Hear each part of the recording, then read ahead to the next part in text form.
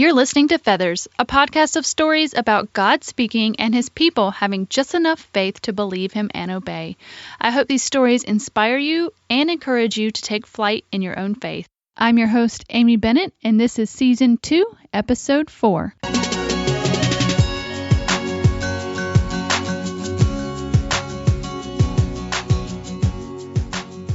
Well, hey guys, and welcome to Feathers. I'm so glad you're here. I've actually been really enjoying Season 2 so much. Thanks for all the great feedback that I've been getting. I think you've been enjoying it too. Today we have LaToya Edwards. LaToya is a recovering perfectionist and control freak that loves old movies, good books, and strawberry Haagen-Dazs ice cream. Girl, I love ice cream too. She traded in a law degree to homeschool her children and be home full-time to serve her family. Through trials of divorce, depression, death, and more, she has learned to find joy in motherhood and broken circumstances. As a certified life coach, it is LaToya's desire to encourage and equip other women to do the same. And just a little behind the scenes peek here, I normally record episodes, and then sometimes it's actually weeks before the episodes are released. But I just recorded this one with LaToya just a few days ago and just really felt like I needed to get this one out right away. In fact, I remember telling her even before we started the interview that I'd been feeling all morning that this one could be super powerful. So please know as you listen that I truly believe that God has purposed someone or maybe many someones listening to hear this message. So please go into it with an open heart and see what God might have for you. So let's go ahead and get that started. Here's my conversation with LaToya. LaToya, welcome to Feathers today. Thanks for having me. I'm excited to be here. Oh, good. So why don't we start off with you introducing yourself and your family and maybe where you are? Okay, well, I'm LaToya Edwards, and I am a mom to 3 boys. I've got a 9-year-old, an almost 7-year-old, and a brand new 6-week-old. And we live in Tampa Bay, Florida, and we're actually kind of bracing ourselves for a storm. There's a big tropical storm headed our way any day now. Yes, I heard about that because my husband is a state trooper, and he was just telling me the other day, he said, this storm comes our way, then I'm going to have to go down to the coast. So they declared a state of emergency yesterday. I was like, uh-oh, gird your loins. So it's definitely coming to you guys, huh? It is coming. I keep watching the weather. I don't think it's coming right at us in Tampa Bay. Usually it kind of curves towards north of the state, but we always get the rain and the wind and the storms and the flooding and the power outages and all that stuff that goes along with it.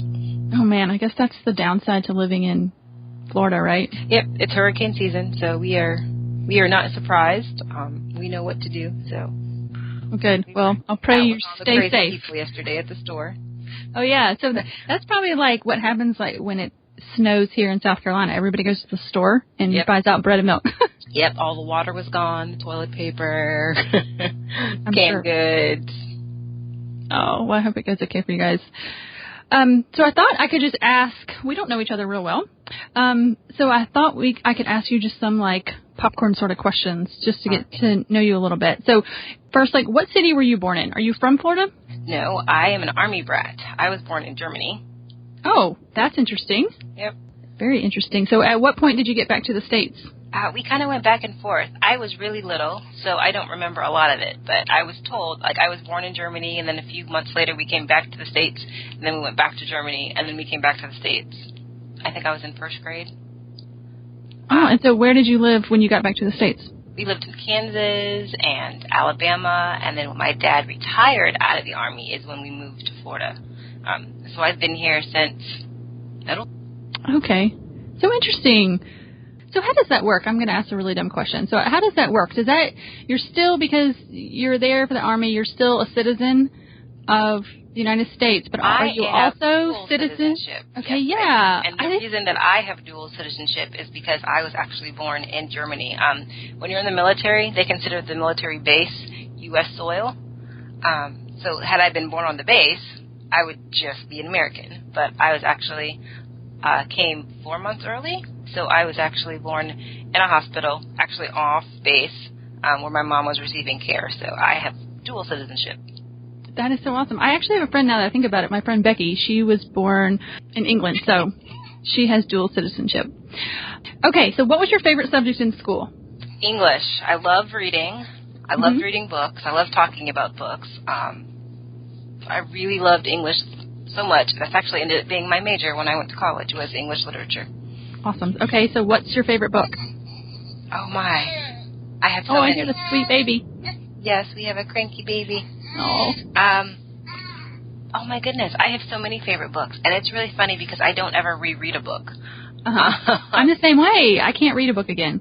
Yeah, so I just read, is it Fairvent? The book from Priscilla Shire that goes along with War Room. I just finished that one. So right now, that has been my favorite recently. It was okay. amazing. I'm going to check that out. Well, I'm going to, I want to go see that War Room movie. I heard some really good things about it. So yeah. I'd like to see it. I heard about it. I was like, I want to go see that. I was like, but I can't. I'll have a newborn. I'll have to wait for it to come out on DVD.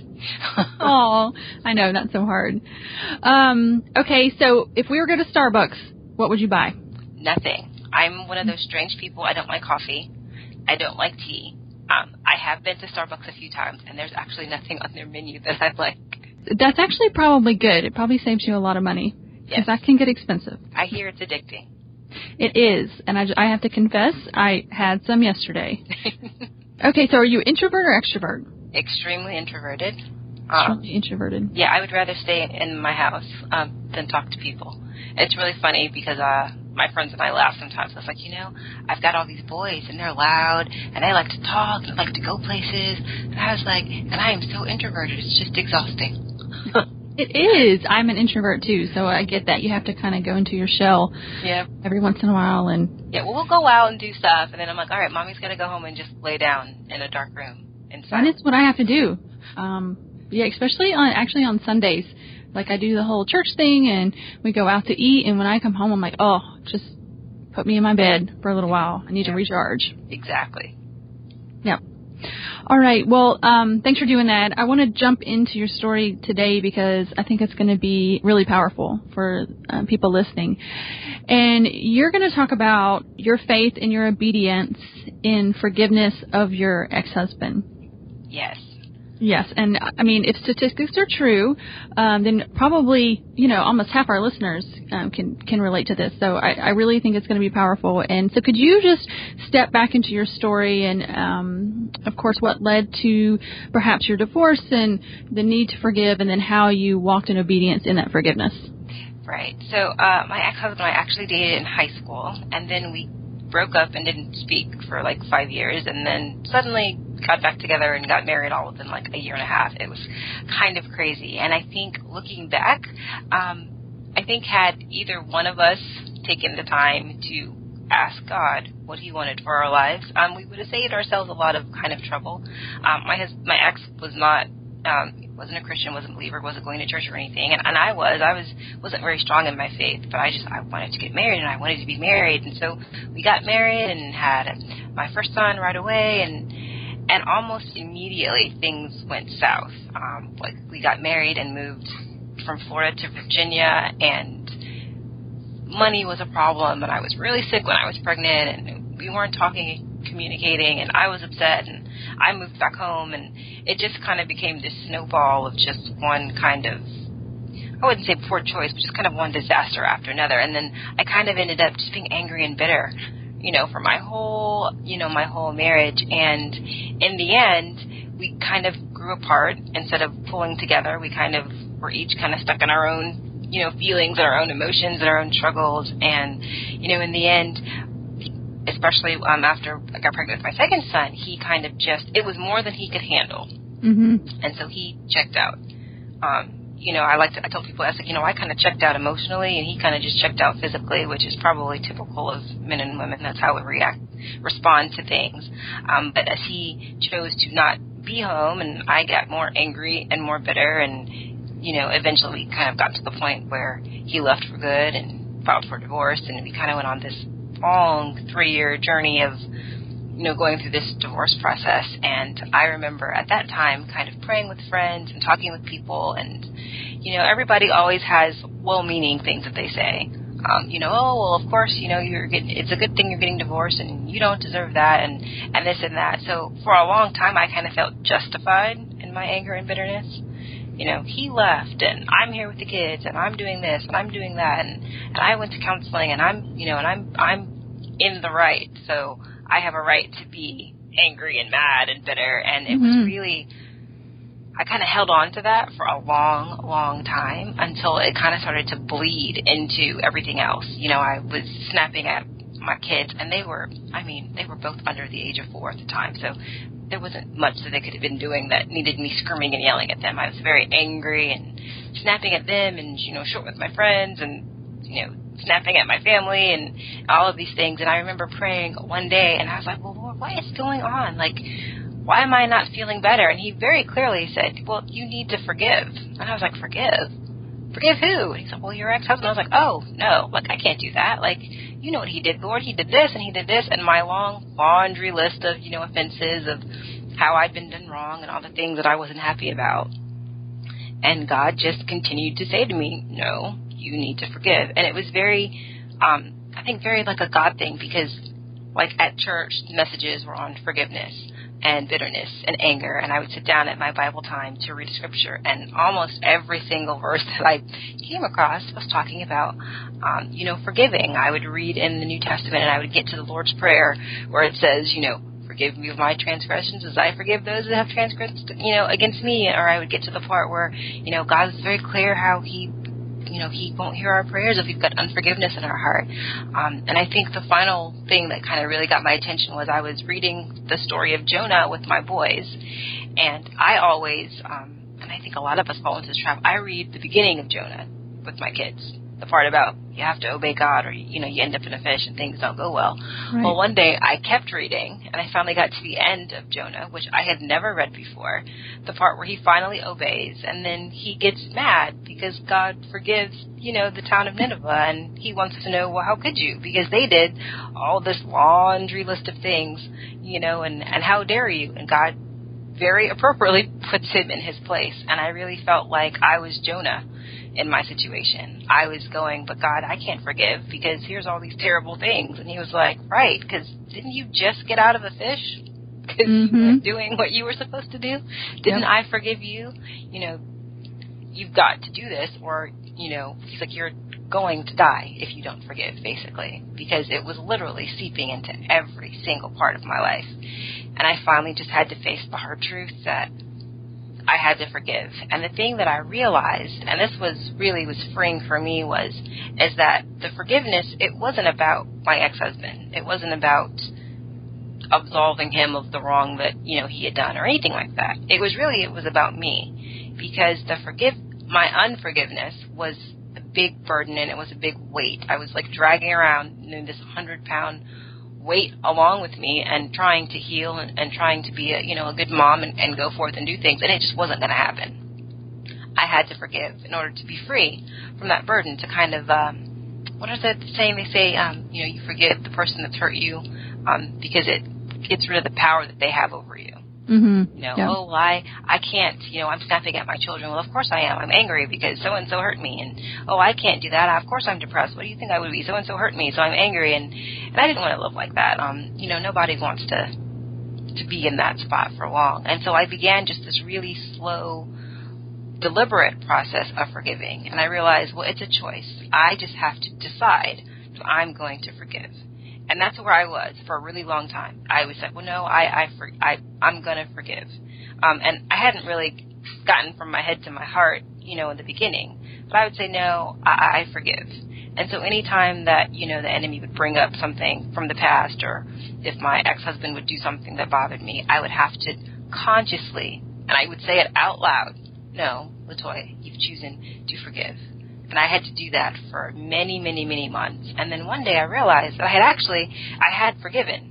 I wasn't bothered. The past didn't come up. I wasn't dwelling on it. I wasn't upset by it. If he did something, it didn't bother me. I wasn't upset. I wasn't angry. And I was like, okay, now I'm finally at a point where I can begin to heal, and God can really do this amazing work in my heart. And I got to enjoy my kids and be a good friend and be a good daughter, because I finally realized I had to let that go. And it was very strange because then I realized, okay, well, I've forgiven my ex-husband, but that wasn't it. I had to go back and forgive myself. I was still focused on what he had done wrong, that I kind of was ignoring that I was,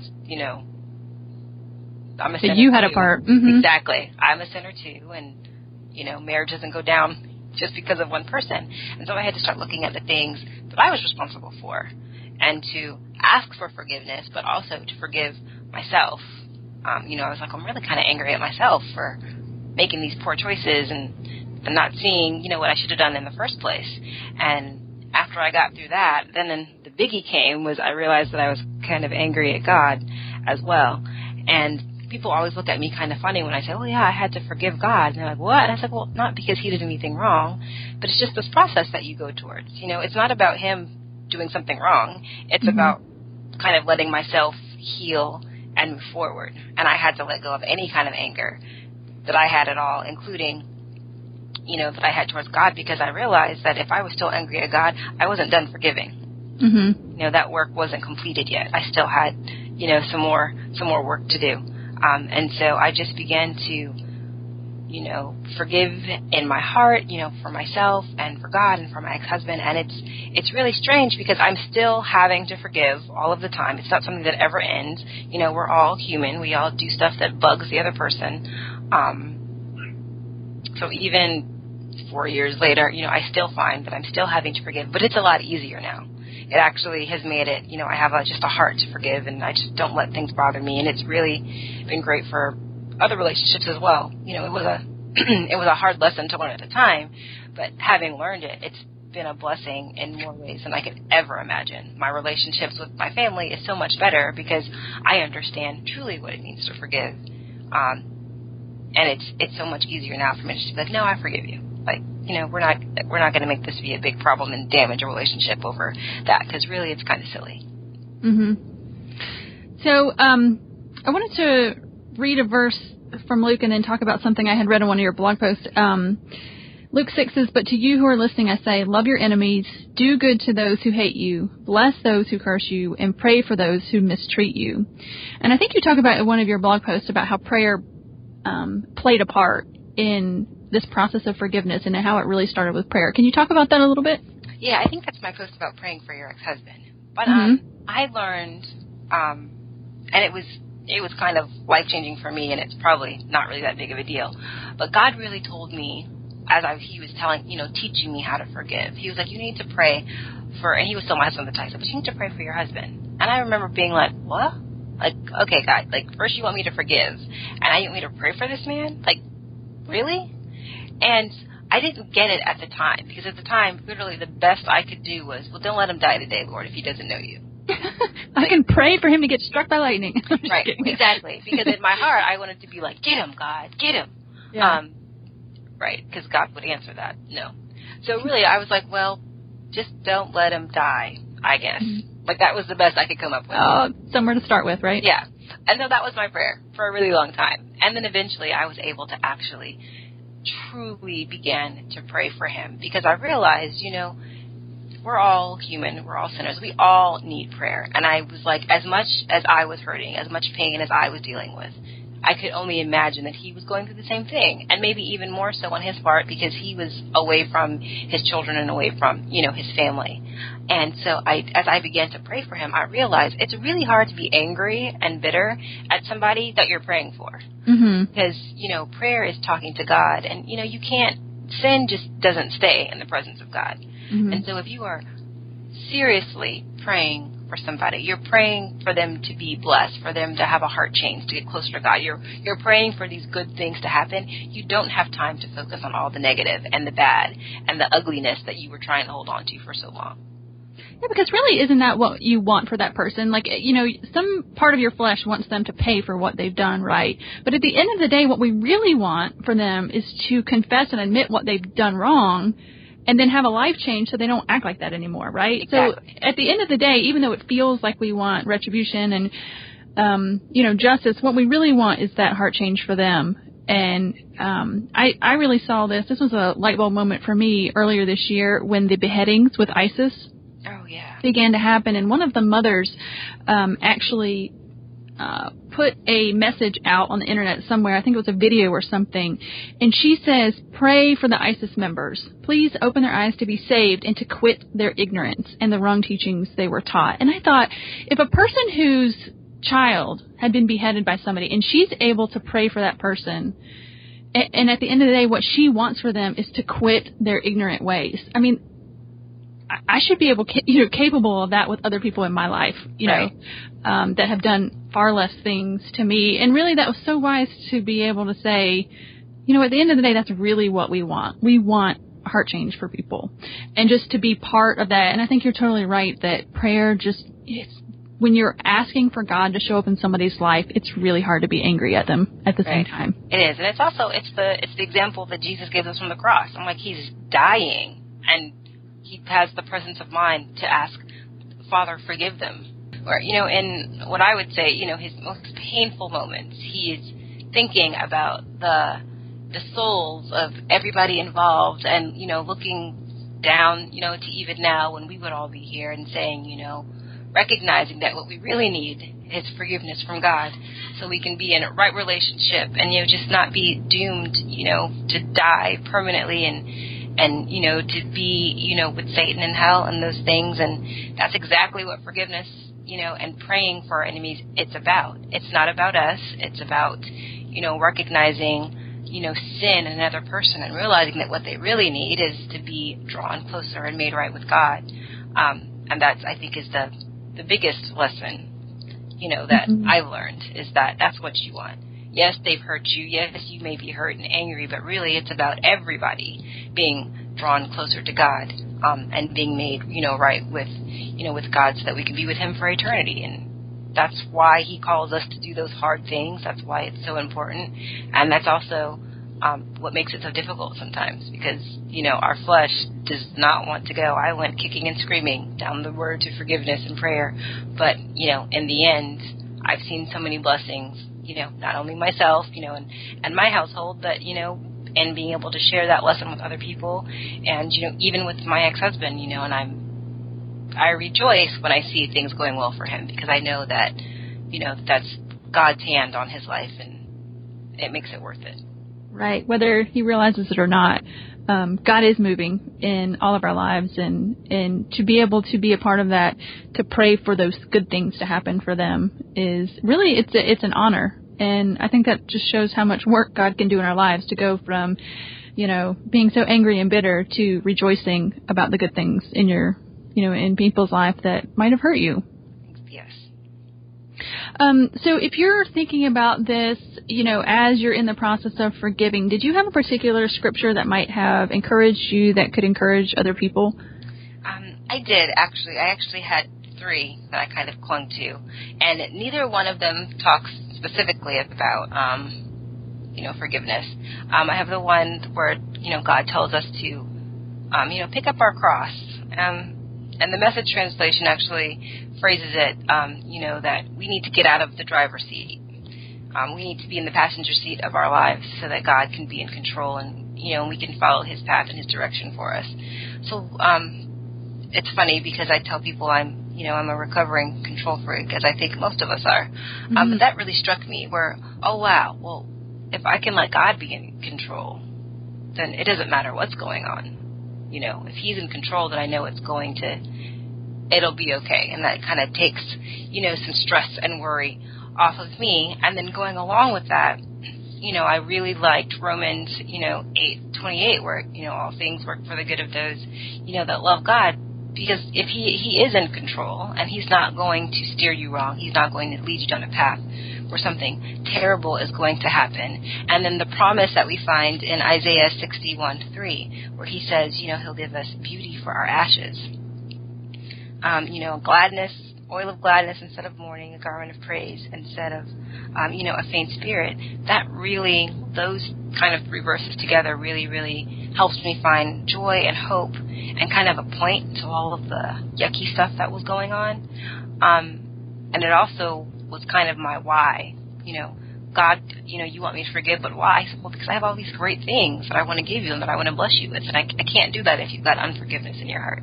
I can't do that if you're holding on to anger, and bitterness And if you're stuck in depression, I can't give you all of these blessings, and I can't give you all these good things that I have planned for you if that's where you're going to be. And so just holding on to kind of those promises and memorizing those scriptures and reminding myself over and over. I think I had them on note cards stuck everywhere for a while.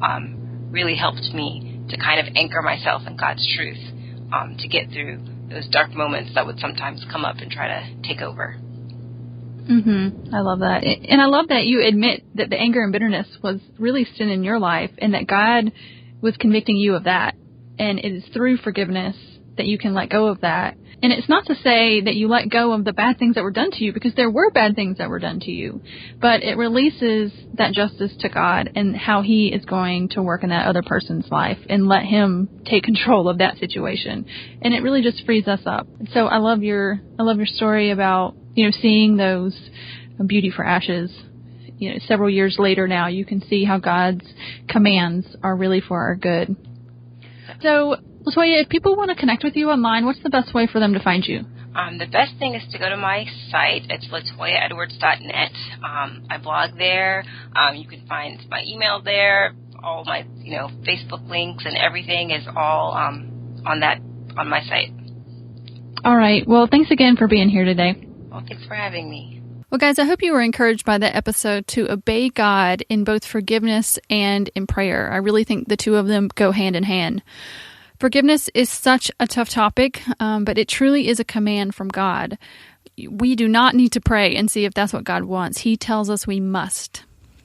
So if we're following after God, we need to find a way to do it. And it's so hard. I know I struggle with it even now. If you're struggling, you might even have to start praying first that God would give you a desire to want to forgive or even want to pray for that other person. And listen, that other person is not necessarily your ex-husband. I think this topic is so applicable across the board. It really is a messy world that we live in, and we're messy sinners that hurt each other. And so this is so applicable to everybody. But let me encourage you to trust God and know that even though you might have been hurt and deserve to hang on to that anger, that it really is for your best to forgive. So please know I'm praying for you guys. I'm just so encouraged to follow God in this command, and I hope you are too. And I'm praying that it will bring healing and freedom in your life. We have the show notes over at featherspodcast.com. I'll be sharing a book that LaToya wrote that talks about her journey and a few blog posts that she talks about forgiveness and prayer with her ex-husband that I highly recommend that you check out. And while you're there, please subscribe to our blog and you'll get an email every time there's a new Feathers episode released. Thanks so much for listening, and we'll talk next week on Feathers.